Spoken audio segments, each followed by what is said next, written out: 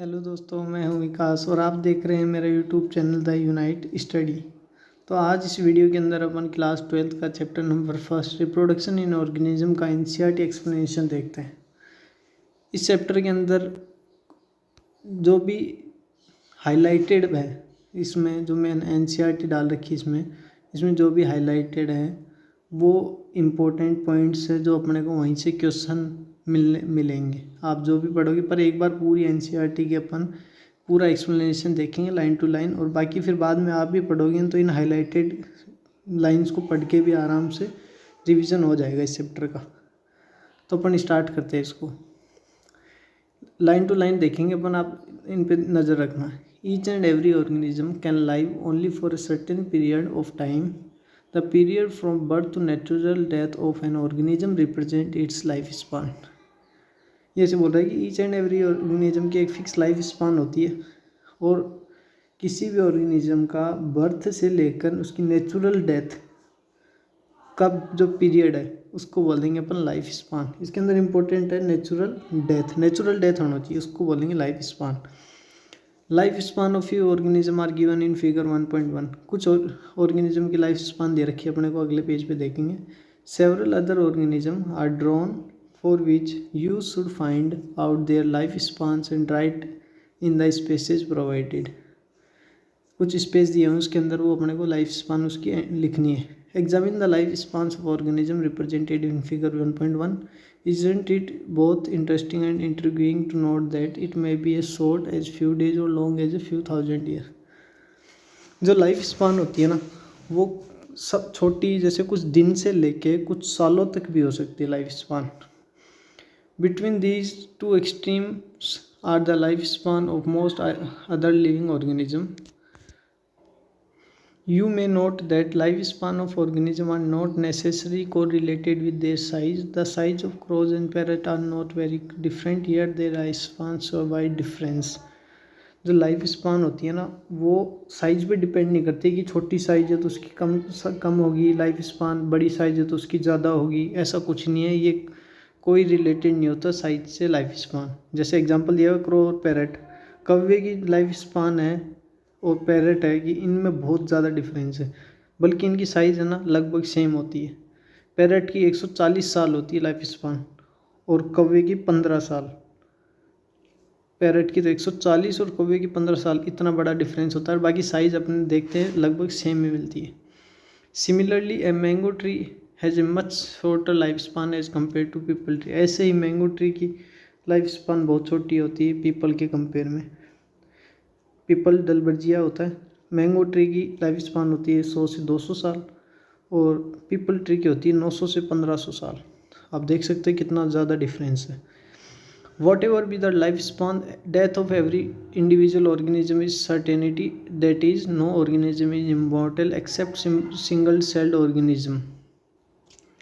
इस लाइन में से बोल रहा है कि लाइफ स्पान कितनी भी हो पर ऑर्गेनिज्म की डेथ तो होगी, सर्टेन है। पर ऐसा कोई भी ऑर्गेनिज्म नहीं है, इंडिविजुअल नहीं है जो इमोर्टल हो, अमर हो, एक्सेप्ट सिंगल सेल्ड ऑर्गेनिज्म को छोड़ के। Why do we say there is no natural death in single celled organism. अगर ऐसा क्यों कहते हैं अपन कि सिंगल सेल्ड ऑर्गेनिज्म में कोई डेथ नहीं होती है, ऐसा क्यों कहते हैं अपन? इसका मैंने आंसर लिख रखा है एरो करके, आप इसमें देख लो। एरो करके मैंने ये दिखाया हुआ है। No differentiation between germ plasm and protoplasm. Germ plasm और प्रोटोप्लाज्म के अंदर कोई डिफरेंस नहीं होता, इस कारण से सिंगल सेल्ड ऑर्गेनिज्म इमॉर्टल माने जाते हैं। Given this reality have you ever wondered how vast number of plant animal species have existed on earth for several thousand of years. अब ये ऐसे बोल रहा है कि मतलब कितने सालों से यहाँ पे अर्थ के ऊपर कितने ऑर्गेनिज्म रहते हैं यहाँ पे। There must be some processes in living organism that ensure this continuity. Yes, we are talking about reproduction, something that we take for granted. ये सच बोल रहा है कि ऐसी कोई प्रोसेस होगी जो लिविंग ऑर्गेनिज्म को यहाँ पे कंटिन्यू कर रहा है अर्थ पे सर्वाइव करने के लिए।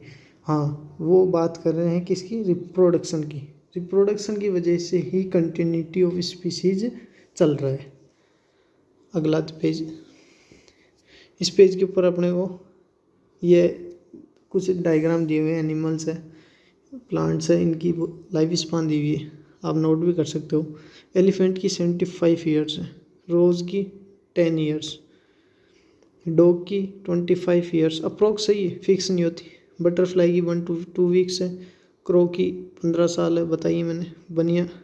बनाना ट्री 25 ईयर्स है, काऊ की 25 ईयर, पैरट की 140 ईयर्स है, क्रोकोडाइल की 60 ईयर्स है, हॉर्स की 50 ईयर्स अप्रोक्स, फ्रूट फ्लाई की 40 to 50 डे या मंथ 1 मंथ है, राइस की प्लांट की 4 मंथ होती है, टोरटोइस कछुए की 100 से 150 साल, बेनियन ट्री की 300 से 500 साल। ये इनकी लाइफ स्पान दी हुई है। अब अपन इसमें आगे पढ़ते हैं।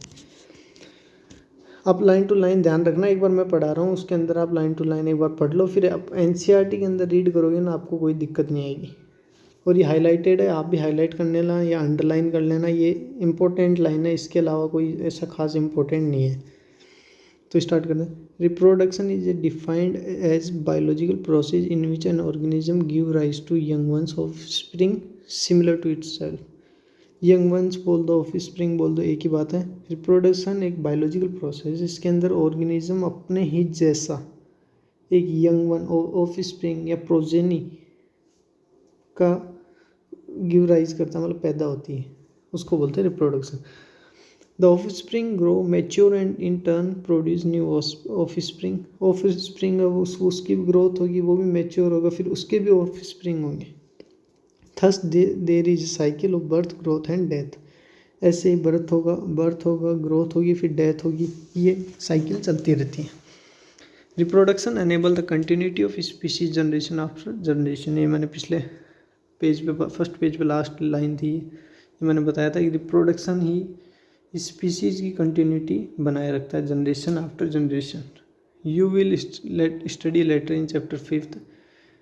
ये चैप्टर का नाम है principle of inheritance and variation, how genetic variation is created और inherited during reproduction.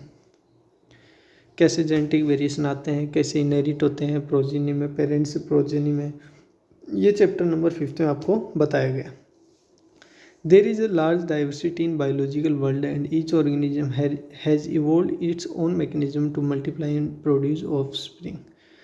Biological world के अंदर आपको पता है कितनी बड़ी डाइवर्सिटी है, उसके अंदर हर एक ऑर्गेनिज्म अपनी मैकेनिज्म, उसकी अलग मैकेनिज्म मल्टीप्लाई होने की और ऑर्गेनिज्म को, न्यू ऑर्गेनिज्म को प्रोड्यूस करने की, सबकी अलग अलग मैकेनिज्म होती है। The organisms habitat is its internal physiology and several other factor are collectively responsible for how it reproduces। Organism कहाँ रहता है, उसका हैबिटेट कैसा है, उसकी इंटरनल फिजियोलॉजी और सेवरल खूब सारे ऐसे फैक्टर होते हैं, वो उसको रेस्पॉन्सिबल करते हैं कि वो कैसे रिप्रोड्यूस करेगा। Based on whether there is a participation of one organism or two in the process of reproduction, it is of 2 types. ये बात कर रहा हूँ यहाँ पे, 1 ऑर्गेनिज्म और 2 ऑर्गेनिज्म, कि एक ऑर्गेनिज्म पार्टिसिपेट करता है या 2 करते हैं रिप्रोडक्शन की प्रोसेस में, उसके बेस पे 2 टाइप्स का रिप्रोडक्शन है, आप ये याद रखना। इसके अंदर फर्स्ट है एसेक्सुअल और दूसरा है सेक्सुअल। तो इनकी डेफिनेशन है, ये हाईलाइटेड है। When offspring is produced by a single parent with or without the involvement of gamete formation, the reproduction is asexual. अगर ऑफस्प्रिंग सिंगल पेरेंट से प्रोड्यूस की जाती है, अगर उसमें गैमेट बनते भी हो और नहीं भी बने, गैमेट फॉर्मेशन हो या नहीं हो, अगर सिंगल पेरेंट इन्वॉल्व है तो उसको बोलते हैं एसेक्सुअल। ये इंपॉर्टेंट है, पूरी एनसीईआरटी में कई बार दिखेगा ये एसेक्सुअल क्या होता है और सेक्सुअल क्या होता है। सेक्सुअल के अंदर 2 पेरेंट इन्वॉल्व होते हैं और एसेक्सुअल के अंदर एक ही पेरेंट इन्वॉल्व होता है।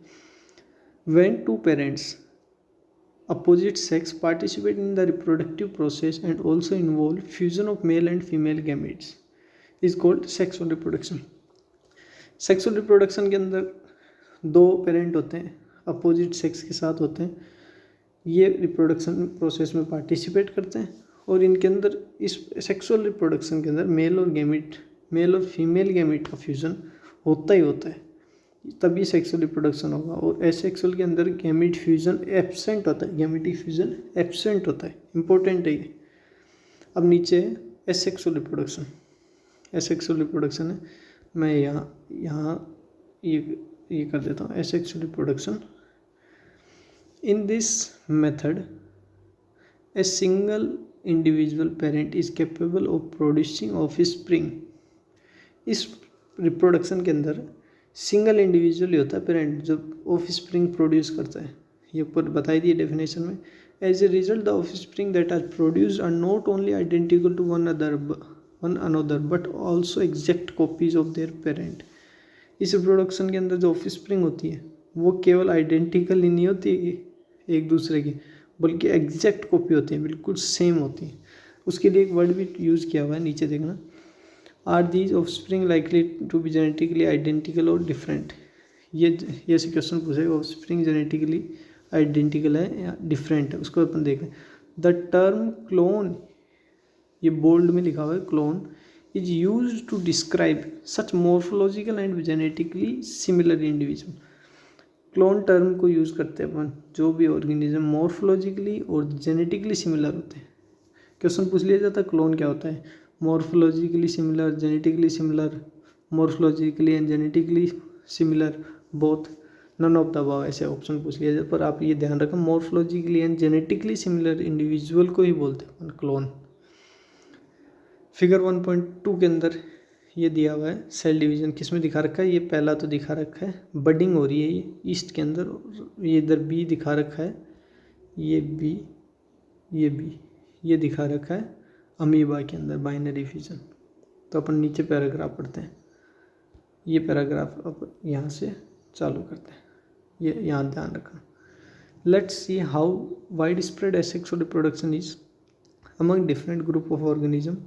Asexual reproduction is common among single-celled organisms and in plants and animals with relatively simple organization। ये से बोल रहा है कि एसेक्सुअल रिप्रोडक्शन अपन देखते हैं कितना, मतलब ग्रुप ऑफ ऑर्गेनिज्म बहुत सारे डिफरेंट होते हैं, उसके अंदर एसेक्सुअल रिप्रोडक्शन होता है।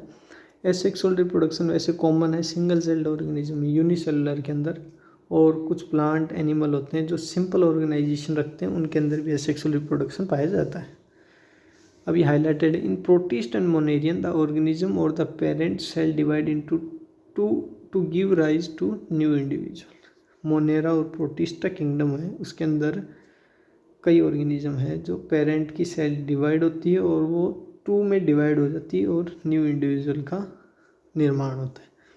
ये फिगर 1.2 के अंदर दिया हुआ है, ये अपन अभी देखा था डायग्राम, ये ईस्ट का देखा है, ए पेरेंट सेल है, उससे बडिंग हुई, एक बड बनी और वो बाद में लास्ट में जाके डिटैच हो जाती है, और ये बर्ड है, ये डिटैच होके एक नया ऑर्गेनिज्म का फॉर्मेशन करती है। और ऐसे बडिंग है इसमें, सॉरी बाइनरी फिजन है अमीबा के अंदर। अमीबा के अंदर बाइनरी फिजन में ये दिया हुआ है, यहाँ से ये अमीबा है, तो इस अमीबा में ये न्यूक्लियस है, न्यूक्लियस यहाँ पे डिवाइड हुआ, फिर सेल डिवाइड हुई और ये 2 डॉटर सेल बन गई। अब अगले पेज पे आ जाओ, इस पेज पे कुछ डायग्राम दिया हुआ है, पहले अपन पैराग्राफ पढ़ते हैं फिर देखेंगे आगे वाला। इसके अंदर थस, अब in this organism cell division is itself mode of reproduction. Cell division ही इन ऑर्गेनिज्म के अंदर रिप्रोडक्शन का मोड माना जाता है, क्योंकि सेल डिवीजन के अंदर क्या होता है, एक सेल 2 में डिवाइड होती है, डिवाइड होने के बाद वो जो सेल डिवाइड हुई है वो न्यू ऑर्गेनिज्म का फॉर्मेशन करती है। Many single celled organism reproduce by binary fission wherein cell divides into 2 halves and each rapidly grow into an adult, that example amoeba paramecium। Binary fission होता है एक process है रिप्रोडक्शन की, इसके अंदर सेल डिवाइड होती है 2 हाल्स में, 2 हाफ होते हैं, वो दोनों कुछ सेम होते हैं, वो पैरामीशियम और अमीबा के अंदर देखा जाता है।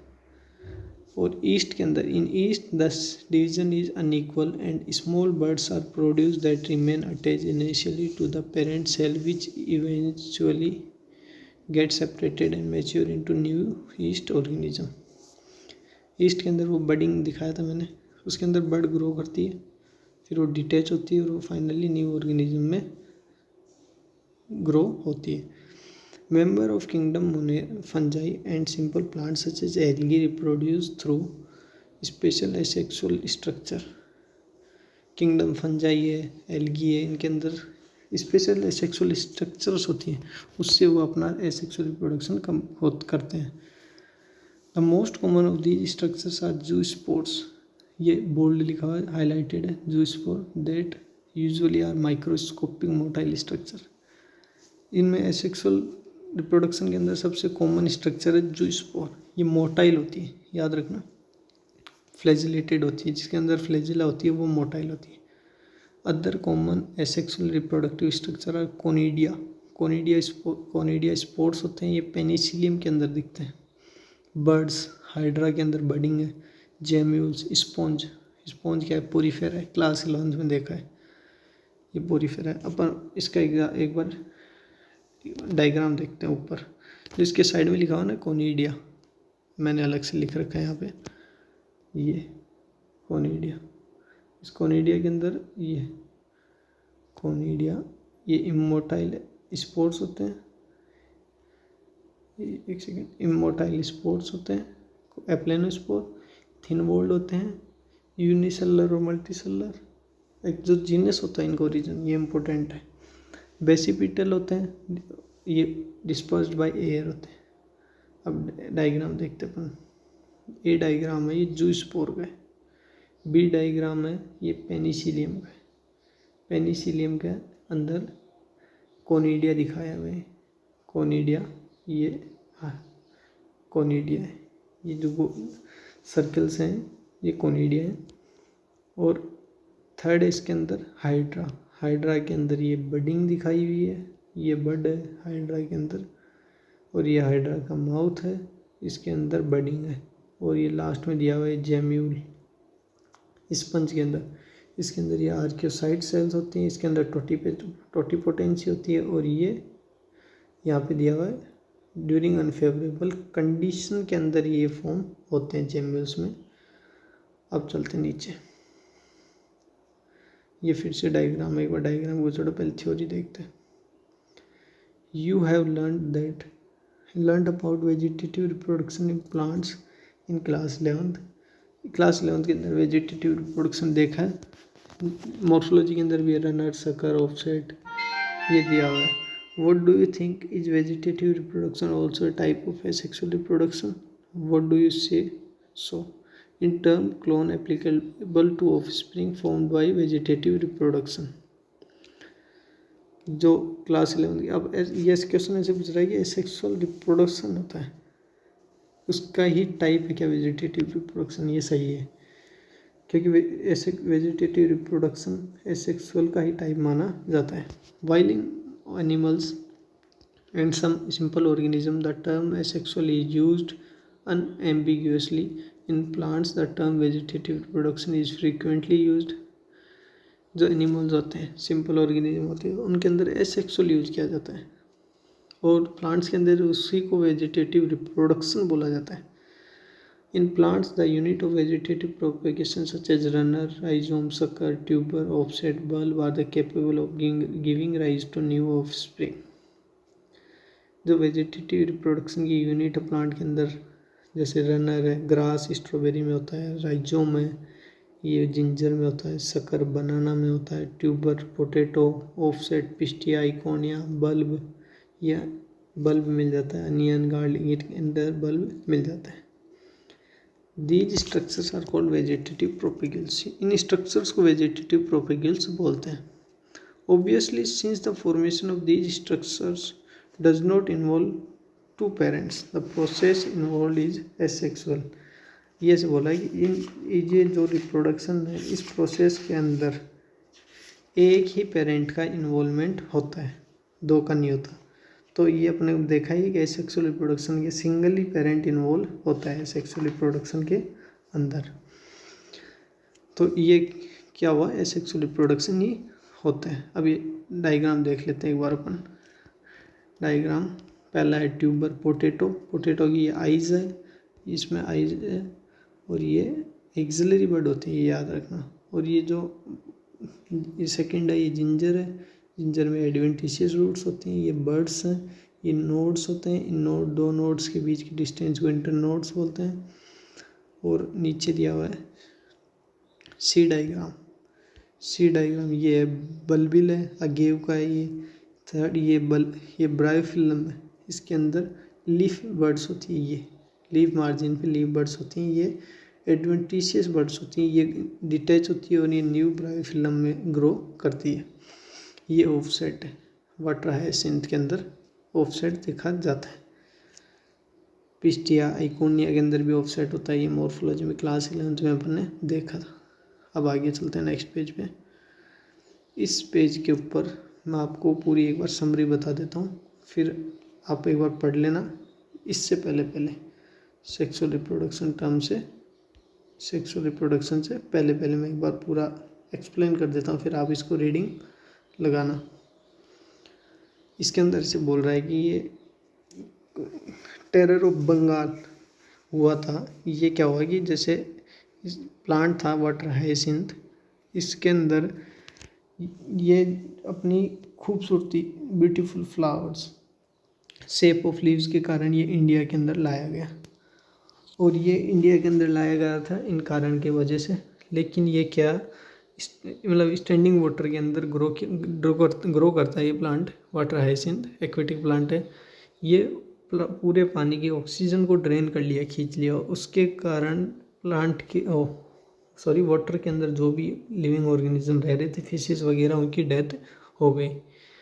इससे चक्कर में बहुत बड़ा नुकसान होता था। और इससे ये बहुत ही इन्वेसिव वीड था, बहुत ही फास्ट ग्रो करता था और इससे छुटकारा पाना बहुत ही मुश्किल पड़ गया। और नीचे दिया हुआ है कि सेकंड पैराग्राफ में, अब ये मैं बता रहा हूँ एक बार, इसके अंदर कुछ नहीं इतना इम्पोर्टेंट हाईलाइटेड है, ये बता रहा हूँ मैं सीधा। ये पोटैटो के अंदर, ट्यूबर के अंदर, वो भी डायग्राम के अंदर दिखाया था, बर्ड्स होती हैं, उनको आइज बोलते हैं अपन। और राइजोम ऑफ बनाना हाईलाइटेड देखना बस केवल। एंड जिंजर और बनाना में राइजोम होते हैं। अब नीचे हाईलाइटेड है नेक्स्ट ये वाला, adventitious birds arise from the notches present at the margin of leaves of bryophyllum. Bryophyllum leaf की मार्जिन से एडवेंटिशियस बर्ड्स बनती है। अब नीचे लास्ट हाईलाइटेड है इस पैराग्राफ में ये asexual vegetative as well as sexual mode of reproduction are exhibited by the higher plants। asexual और vegetative sexual reproduction है, ये हायर प्लांट्स के द्वारा भी किया जाता है। On the other hand only sexual mode of reproduction is present in most of animals. और सेक्सुअल रिप्रोडक्शन वो ज़्यादातर एनिमल्स के अंदर ही मिलता है। ये इस चैप्टर को अपन एक साथ ही नहीं देखेंगे, इसको आराम से आप यहाँ तक रीड कीजिएगा और पूरी एनसीईआरटी जो मैंने बताया एक्सप्लेनेशन उसको अपने आप एक बार खुद रीड करो, फिर उसका आपको मीनिंग उसका समझ में आ जाएगा। और नेक्स्ट वीडियो के अंदर अपन सेक्सुअल रिप्रोडक्शन से स्टार्ट करेंगे। तो अगर आप चैनल पे नए हो तो चैनल को सब्सक्राइब ज़रूर करना। Thank you.